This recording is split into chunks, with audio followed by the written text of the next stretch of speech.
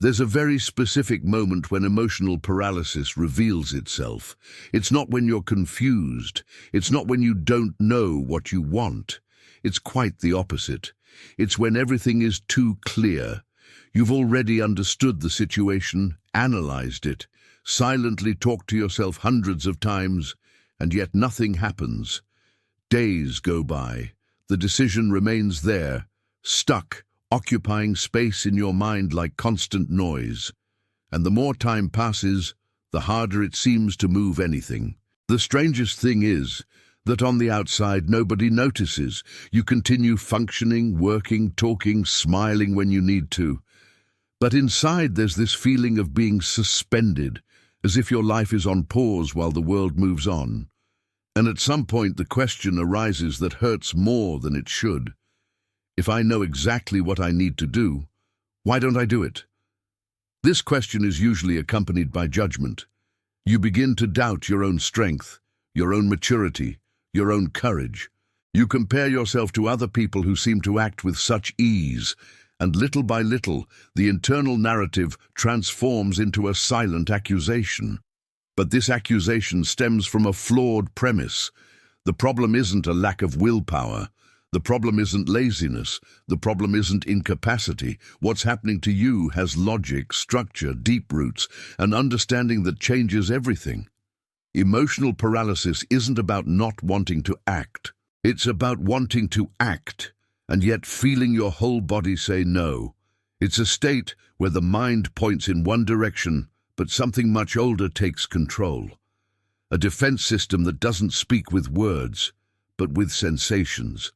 Tightness in the chest, tension in the shoulders, sudden fatigue, disconnection, or conversely anxiety too intense to move.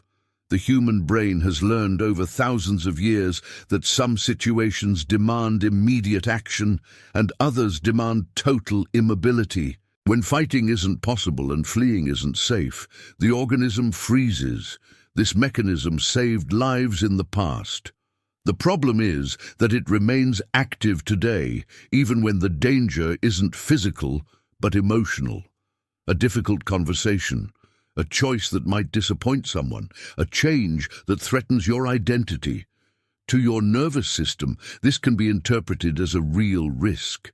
And when the body enters threat mode, the part of the brain responsible for rational decision-making loses priority. It doesn't matter how many arguments you construct. It doesn't matter how many lists of pros and cons you make. As long as the body senses danger, it doesn't allow movement. That's why you think, understand, promise yourself, and remain exactly in the same place. This paralysis almost never originates in the present. It is usually a continuation of past experiences that have been recorded in the nervous system. Moments when acting had too high a cost. It may have been constant criticism, humiliation, rejection, an emotional loss that left scars, even if today you know, rationally, that it's no longer that situation. The body doesn't work with logic. It works with associations. And it only takes something vaguely reminiscent of that experience for the alarm to go off. Another silent factor is exhaustion. Deciding is tiring. Choosing is tiring. Sustaining choices is even more tiring. Throughout the day, you expend energy deciding on small things without realizing it.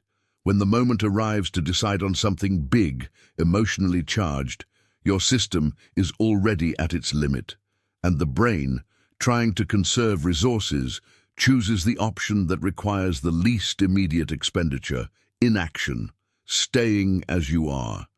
In many cases, this mixes with perfectionism, not aesthetic perfectionism, but existential perfectionism. The belief that you need to feel absolutely ready before acting, secure, confident, fearless, but this state simply doesn't exist. The truth is uncomfortable, but liberating. Nobody acts feeling totally prepared. The feeling of readiness almost always comes after the movement, not before. Waiting for it is an elegant way to remain still. Over time, paralysis creates cycles. You avoid acting, Then you feel bad for not acting. To avoid confronting this discomfort, you avoid thinking about the issue, but the situation remains there, draining energy deep in your mind. The tension increases, and the more tense the situation becomes, the harder it is to move. Another common cycle is rumination. Repeatedly thinking about the problem gives the illusion of control, as if thinking were a form of action. But it isn't. Thinking without acting keeps everything exactly where it is. Here's a crucial point. You don't get out of emotional paralysis just by understanding more, because it's not, in essence, a problem of thought. It's a state of the nervous system. As long as the body is in threat mode, clarity cannot be sustained. Therefore, the first real move isn't to solve the problem. It's to create enough security for the body to allow action. This changes. The approach completely changes. Instead of pushing yourself, forcing yourself, internally violating yourself, the path begins by reducing intensity, slower breathing, attention to the present, concrete sensations, small signs that, at this moment, you are not in danger. When the system begins to regulate even slightly, something changes. A miraculous solution doesn't appear. Space emerges, and space is what allows choice. From then on, the size of the action matters more than the action itself. Paralysis doesn't react well to large movements. It reacts to minimal gestures, the smallest possible unit of progress, something so small that the body doesn't interpret it as a threat. It's not about making the final decision, it's about writing a sentence, opening a document, taking a step that hardly feels like a step. Each micro-action reconstructs the feeling of agency, that internal perception of, I can move. Another fundamental point is how you relate to the paralysis itself. Fighting against it usually strengthens it. Identifying with it does too. The middle ground is to observe it, to recognize that it's there trying to protect you, even if in an outdated way. This posture changes the internal dialogue. Instead of, something is wrong with me, the phrase, my system is on alert, emerges. This reduces shame, and less shame means less freezing. Planning also helps, but not in an abstract way. Vague plans remain too big. What works is linking the action to a specific context, a moment, a clear trigger. This takes the decision out of the realm of constant doubt and places it in the realm of automatic behavior. Small rituals also help, simple gestures that signal to the body that now is the time to act. The brain learns through repetition, not through discourse. At the same time, some beliefs need to be honestly questioned. The idea that making mistakes would be unbearable, that you need to be absolutely certain, or that if you really wanted to, you would have already achieved it. These beliefs completely ignore how human beings function. Change is not an isolated act of force. It's a process that involves environment, support, strategy, and time. Speaking of environment, it matters more than you might imagine. Trying to change something profound while keeping everything else exactly the same is like trying to swim against a strong current. Small changes in space, routine, and the people with whom you share your goals can drastically reduce internal resistance. And no, you don't need to expose yourself to everyone. Sometimes, a single trusted person is enough to change the game. There's also a possibility that almost no one considers.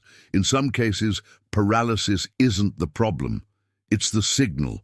When it appears only in a specific area of life, it's worth listening carefully. Perhaps it's not a lack of courage, but a deep conflict of values. Perhaps the body is saying that the considered direction isn't the right one. Discerning this requires silence, not pressure. Breaking through paralysis once is important, But developing a new relationship with action is transformative, trading perfection for progress, guilt for curiosity, internal violence for self-compassion, recording patterns, adjusting strategies, experimenting. There's no single formula. There's a living process.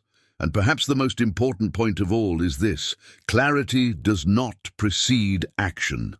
Most of the time, clarity is born from movement. Small, imperfect, compassionate. Action creates information. Action creates confidence.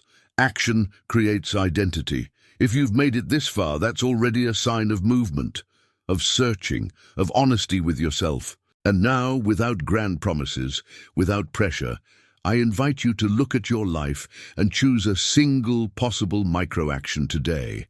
Not tomorrow. Not when everything is resolved. Today. In the comments, without exposing yourself in a way that makes you uncomfortable, share. What is one micro-action you can do today? Just one.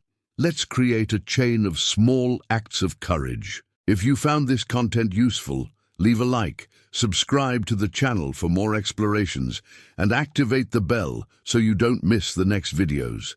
Sometimes everything starts exactly like this, with an almost invisible movement. That changes everything. Until the next video.